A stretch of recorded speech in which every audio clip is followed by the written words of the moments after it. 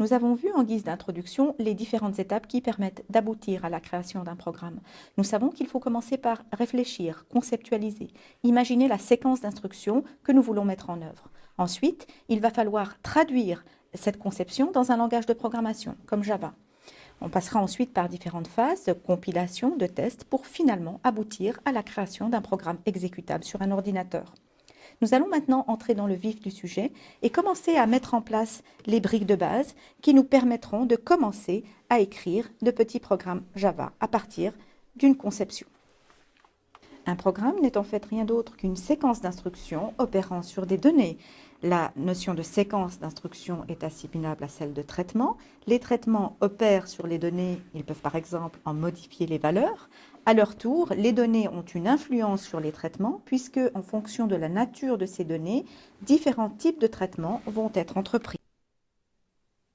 Supposons par exemple que je souhaite écrire un petit programme capable de résoudre une équation du second degré de cette nature. Donc je vais commencer à réfléchir à la séquence d'instructions à mettre en œuvre et la première chose raisonnable à faire est sans doute de demander à l'utilisateur de fournir les coefficients B et C qui vont me permettre de savoir concrètement quelle équation je suis en train de résoudre. Donc j'ai à disposition maintenant mes premières données. À partir de ces données, je peux commencer à faire d'autres traitements, comme par exemple le calcul du delta. Ensuite, en fonction de la valeur de ce delta, entreprendre différents traitements. Par exemple, si le delta est négatif, je vais simplement afficher qu'il n'y a pas de solution. Sinon, il faudra traiter les autres cas. Par exemple, si le delta est nul, alors je peux calculer la solution unique et afficher cette solution. Et sinon, alors j'ai le cas des deux racines que je ne vais pas traiter ici de façon explicite. Ici, on peut voir très clairement que les traitements ont une incidence sur les données. Par exemple, ici, je réalise un petit traitement qui consiste à calculer une expression arithmétique. Ce traitement a une incidence sur les données, puisqu'ici, il va calculer une nouvelle donnée qui est delta. Dans l'autre sens, on voit également que les données influent sur les traitements. Typiquement ici, en fonction de la valeur du delta, je vais entreprendre différentes actions. Je peux faire sur cet exemple deux observations importantes. La première est que la notion d'expression est tout à fait fondamentale pour pouvoir commencer à exprimer des traitements. Donc la notion d'expression va être un volet que nous allons aborder dans le cadre de ce cours. Un deuxième aspect est lié à la notion de donnée. Ici, la donnée b carré moins 4c est stockée dans un réceptacle qui s'appelle delta. J'ai besoin d'associer à cette donnée le nom delta parce que j'utilise ce delta à plusieurs endroits dans mon programme. Et donc, je veux pouvoir retrouver cette donnée à chaque fois que j'en ai besoin. Donc, le fait d'associer un nom à une donnée, delta à b carré moins 4c, est concrètement ce qu'on va appeler en programmation la notion de variable. Et c'est ce volet qui va nous occuper dans le cadre de cette vidéo. Le but de ce cours d'introduction est d'introduire toutes les briques de base permettant de formuler des traitements de base et de manipuler des données de façon adéquate. Donc nous avons vu dans l'exemple qui précède l'importance de la notion d'expression, à laquelle est associée la notion d'opérateur et que nous allons couvrir un petit peu plus tard dans le cours. Et aujourd'hui, un des aspects que nous allons couvrir est la notion de variable qui est associée à la notion de données. La notion de variable va me permettre d'associer des données à un nom dans un programme. Et vous avez ici un petit aperçu du reste des fondamentaux que nous allons étudier tout au long de ce cours d'introduction à la programmation. Une variable en programmation est donc une zone en mémoire qui possède un nom, ce qu'on va appeler usuellement un identificateur, dans laquelle on va pouvoir stocker une valeur, ce que l'on peut voir ici, et une chose tout à fait fondamentale à laquelle on doit associer un type. Donc Java est un langage qui est exigeant sur le fait de spécifier le type des données que l'on souhaite manipuler. Donc dès l'instant où on souhaite utiliser une variable, une zone nommée en mémoire, il va être nécessaire de spécifier son type, quel genre de données exactement on veut utiliser. Par exemple, il peut m'être nécessaire d'utiliser des données de type entier, de type chaîne de caractères. Et à chaque fois que je souhaite manipuler des données d'un d'un genre particulier, je vais devoir le spécifier au travers du type. Donc, que faire ici dans un programme Java si je souhaite déclarer une variable, mémoriser une donnée au travers d'une variable? Donc, vous avez sous les yeux une petite coquille de programme prête à accueillir des instructions et je vais déclarer une variable. Je dois d'abord décider du nom qu'elle doit avoir, donc si possible un nom qui soit parlant, qui dise quelque chose. Ici, j'appelle ce nom nombre. Je dois décider d'une valeur initiale, ici par exemple 4. Et bien sûr, en Java, je suis dans la nécessité de spécifier le type. Ici, je vais préciser que nombre est un entier, et en Java, on écrit entier int. La ligne de code que je viens d'écrire dans l'éditeur correspond en fait à ce que l'on appelle une déclaration de variable. On doit déclarer dans le programme le fait que l'on souhaite utiliser une variable d'un type donné. Et vous avez ici sous les yeux deux exemples de déclaration valide de variables en Java. Dans le premier cas, on donne une valeur initiale à la variable au moment où on la déclare, et dans le second cas, on se contente de déclarer la variable sans pour autant lui donner une valeur de départ. Et on retrouve ici les éléments fondamentaux de la syntaxe que j'ai introduit tout à l'heure. Le type de la variable doit impérativement être spécifié et évidemment ce qu'on appelle son nom, son identificateur. Donc comme nous venons de le voir, au moment de sa déclaration, une variable peut être initialisée, c'est-à-dire qu'on peut lui attribuer une valeur de départ, ce qui correspond à cette situation en mémoire. Et ce qui correspond à quelque chose de souhaitable, il est toujours souhaitable qu'une variable ait une valeur connue. Nous venons donc de voir qu'il est tout à fait possible en Java de déclarer une variable sans pour autant lui donner de valeur initiale. Donc ici, je suis en train de déclarer une variable n carré de type int, je ne lui donne pas de valeur de départ et donc ceci correspond à cette situation en mémoire. J'ai une variable n carré qui ne stocke rien de connu. Ce qu'il faut savoir cependant, c'est que Java ne permet pas dans un programme l'utilisation d'une variable non initialisée. Donc si l'on imagine qu'après avoir déclaré cette variable n carré, je souhaite en faire afficher la valeur, ici j'anticipe un petit peu sur une des séquences suivantes qui va vous montrer comment afficher une valeur. Donc l'affichage de la variable n carré va se faire selon ce format-là. Donc si j'essaye après la déclaration de la variable directement d'en faire afficher le contenu, eh bien je vais avoir une erreur à la compilation. Le compilateur va me rappeler à l'ordre en me disant que n carré n'est pas initialisé. Et du coup, je ne peux pas l'utiliser. Donc ceci présuppose toutefois que, après avoir déclaré une variable sans lui donner de valeur, j'ai la possibilité de quand même lui donner une valeur plus tard. Donc c'est ce que nous allons voir dans ce qui suit de la séquence, où nous allons voir la notion d'affectation, où il va être possible, donc après cette instruction, de modifier ou de mettre une valeur dans la variable n carré, par ce qu'on appelle l'affectation.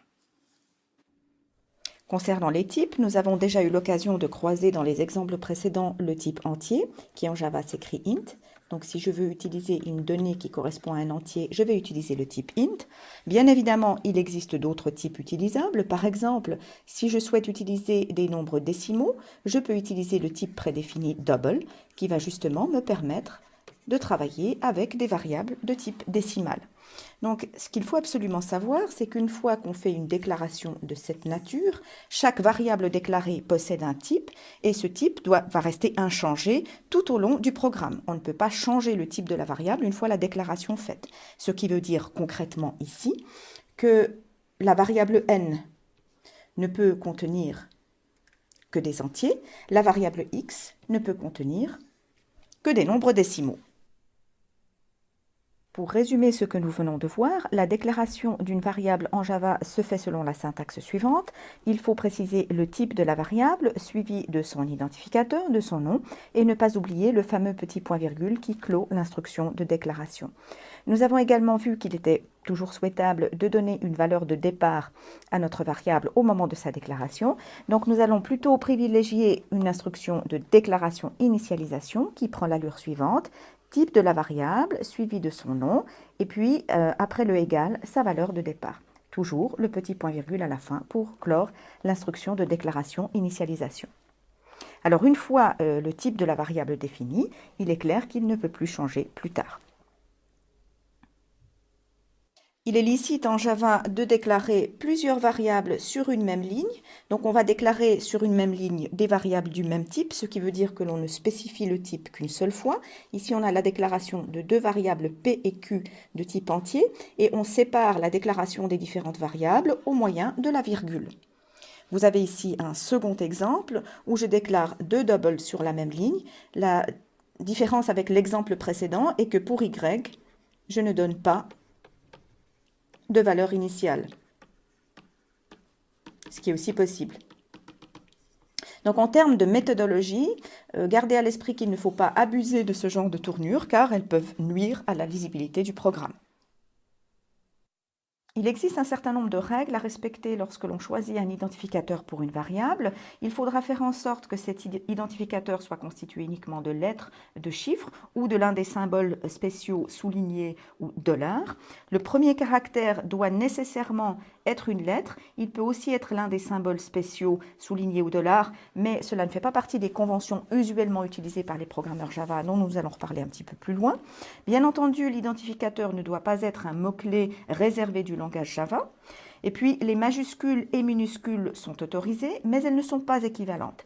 Par exemple, si je choisis l'identificateur ligne commençant par un petit L, il n'est pas équivalent à l'identificateur ligne commençant avec un grand L. Vous avez donc ici des exemples typiques d'identificateurs valides. Ici constitué d'un ensemble de lettres uniquement, ici constitué d'un ensemble de lettres et de chiffres. Et ici, vous avez un certain nombre d'identificateurs invalides. Ici, un identificateur, bien entendu, ne peut pas contenir d'espace, ni le symbole moins, et ne peut pas commencer par un chiffre. Donc en plus des règles de nommage imposées par le langage Java et qu'il faut strictement respecter, il existe un certain nombre de conventions usuelles qui, elles, ne sont pas requises par le compilateur, mais que néanmoins la plupart des programmeurs Java respectent. Donc typiquement, vous trouverez le nommage des variables sous cette forme-là. Donc si le nom de la variable, l'identificateur, est constitué de plusieurs mots, on va séparer les mots en commençant chacun des mots par une majuscule et avec la convention que tout identificateur de variable commence plutôt par une minuscule. Donc vous allez trouver ce genre de tournure plutôt que celle-ci qui commence par une majuscule ou celle-là où on utilise des soulignés. Nous avons donc vu que la notion de type était essentielle pour déclarer une variable en Java. Les deux types élémentaires à disposition pour manipuler des données numériques, c'est-à-dire pour déclarer des variables de type numérique, sont int et double, que nous avons eu l'occasion de croiser dans divers exemples précédemment. Alors bien évidemment, il existe de nombreux autres types prédéfinis. À titre d'exemple, si dans un programme j'ai besoin de manipuler les caractères usuels de l'alphabet, comme par exemple A et Z, eh bien je peux avoir recours au type char, au type prédéfini char. Nous aurons l'occasion tout au long du cours de présenter ou revenir sur les types prédéfinis en Java. Vous savez maintenant déclarer une variable, ce qui va vous permettre de mémoriser une donnée utilisable dans un programme. Que faire maintenant si l'on souhaite changer la valeur d'une variable qu'on a au préalable déclarée? Eh bien pour cela, il faut utiliser la notion d'affectation. Nous avons déjà eu l'occasion d'en croiser quelques exemples informels précédemment. Pour réaliser une affectation, je vais utiliser le symbole égal en respectant la syntaxe suivante. À gauche de l'expression, je spécifie l'identificateur de la variable, ensuite évidemment mon symbole égal, et finalement la nouvelle valeur que je veux désormais stocker dans ma variable. Alors il est très important de comprendre que, et nous aurons l'occasion d'en rediscuter un petit peu plus loin, qu'une affectation n'est pas une égalité mathématique, son rôle est de changer la valeur d'une variable en cours d'exécution d'un programme. Supposons que dans un programme, j'ai déclaré deux variables n et n carré. N a été déclaré et initialisé à 4, alors que n carré n'a pas été initialisé. Je souhaite mettre une valeur dans n carré en utilisant la notion d'affectation. Comment va se dérouler une affectation de cette nature? Alors, il faut savoir que l'exécution d'une telle instruction va se décomposer en deux temps. La première chose qui va être réalisée, c'est l'évaluation de l'expression qui est à droite du symbole égal. Donc ici, cette évaluation va me donner la valeur 16. Dans un second temps, je vais stocker la valeur ainsi évaluée dans la variable n carré, ce qui me donne ici pour résultat d'avoir dans la variable n carré la valeur 16. Pour résumer, la syntaxe de l'affectation en Java est la suivante. On donne le nom de la variable, suivi du symbole égal, et suivi d'une expression valide en Java. Donc l'expression peut être quelque chose de tout à fait élémentaire, comme ici une valeur littérale, comme ça peut être quelque chose de plus complexe, comme ici. Bien sûr, nous aurons l'occasion de revenir plus en détail sur les expressions. La chose importante à respecter est que l'expression doit calculer une valeur qui doit être du même type que la variable. Et petit détail syntaxique à nouveau, ne pas oublier le fameux petit point-virgule à la fin de l'instruction d'affectation. Revenons maintenant un peu sur la comparaison affectation-égalité mathématique. Toutes les deux vont utiliser le signe égal et également la notion de variable. Simplement, si en mathématiques je rédige ce genre d'expression, je signifie que les variables a et b auront toujours les mêmes valeurs au cours du temps. Par contre, l'affectation en programmation est un mécanisme différent parce qu'il va être dynamique, donc va dépendre du temps. Prenons un cas concret. Imaginons ici que A stocke la valeur 1 et B stocke la valeur 2. Si j'exécute maintenant cette première instruction, je commence, comme on l'a vu tout à l'heure, par évaluer l'expression qui est à droite de l'affectation, ce qui va me donner 2. Et ensuite, je vais stocker cette valeur, ce 2, dans la variable A, ce qui me produit le résultat suivant. Maintenant, prenons le cas de la seconde instruction et plaçons-nous dans les mêmes conditions de départ, avec un A stockant 1 et un B stockant 2. Si j'exécute maintenant cette instruction, comme tout à l'heure, j'évalue ce qui est à droite de l'affectation, A, qui me retourne 1, et ensuite, je stocke ce 1 dans B, ce qui me donne cette situation. Donc, on voit bien qu'en programmation, dans les deux cas, A et B, effectivement, ont les mêmes valeurs, mais ce ne sont pas les mêmes valeurs au cours du temps. Qui plus est, si plus tard l'une des deux variables est modifiée, l'autre ne l'est pas. Par exemple, si A est ensuite modifié en 3, B garde sa propre valeur, par exemple 1 dans le cas de la seconde affectation. Autre exemple, si en mathématiques je rédige une relation de cette nature, je signifie que A et B vont toujours vérifier cette relation au cours du temps. Par contre, si j'écris strictement la même chose en programmation, on verra que l'incidence sur A et B est différente. Donc ici, je commence par exécuter cette instruction, ce qui aura pour issue de stocker 5 dans A. Ensuite, j'exécute cette instruction d'affectation. Comme on l'a vu tout à l'heure, on va donc évaluer A plus 1 qui me produit 6, puis ensuite stocker ce 6 dans B, ce qui me produit ce résultat. Donc à ce stade, on a effectivement que A et B respectent cette relation. Par contre, si je passe à l'instruction suivante, donc ici, je vais modifier la valeur de A pour y stocker un 2, et à ce moment-là, on voit que la relation n'est plus respectée. En raison de ce que nous venons de voir, il est parfaitement licite en programmation d'écrire ce genre de tournure. C'est d'ailleurs une tournure très utile et que vous allez rencontrer de façon récurrente dans des exemples. Donc, que se passe-t-il si j'exécute ce genre d'instruction? Partons d'un cas concret avec un A initialisé à 1. Donc, comme nous l'avons vu tout à l'heure, on commence par évaluer cette partie de l'affectation qui produit 2. Et seulement dans un second temps, on va mettre ce 2 dans A, ce qui produit ce résultat. Donc, lorsque j'écris ce genre de choses en programmation, je ne signifie pas que, comme en mathématiques, que la relation A égale A plus 1 doit toujours être respectée, ce qui peut me poser un certain nombre de problèmes en mathématiques ici en l'occurrence. Je signifie simplement que je suis en train d'augmenter de 1 la valeur de A. Dernier volet lié aux fondamentaux sur les variables, la notion de constante. Donc nous avons vu que l'affectation nous permet de modifier la valeur d'une variable après sa déclaration. Il existe cependant des situations où ceci n'est pas souhaitable. Par exemple, ici, j'ai un programme qui veut travailler avec la vitesse de la lumière, et on sait que cette vitesse de la lumière est constante tout au long de l'exécution du programme, ne va pas être amenée à changer. Donc, on va préciser que cette donnée ne peut pas changer. Et dans ce cas-là, il faut le faire en précédant la déclaration de la variable en question par le mot réservé final, qui veut dire que une fois une valeur de base attribuée, on ne peut plus modifier la valeur de cette variable. Donc ici, par exemple, si j'ai déclaré ma constante comme ceci, la constante vitesse de la lumière, si par la suite j'essaye d'en altérer la valeur au moyen d'une affectation, j'aurai une erreur de compilation. Vous noterez au passage qu'il existe également des conventions pour le nommage des constantes en Java. Ici, l'identificateur pour ma constante vitesse de la lumière est constitué de différents mots, tous écrits en majuscules et séparés par des soulignés. Il s'agit là d'une convention usuelle de nommage pour les constantes à laquelle je vous recommande d'adhérer.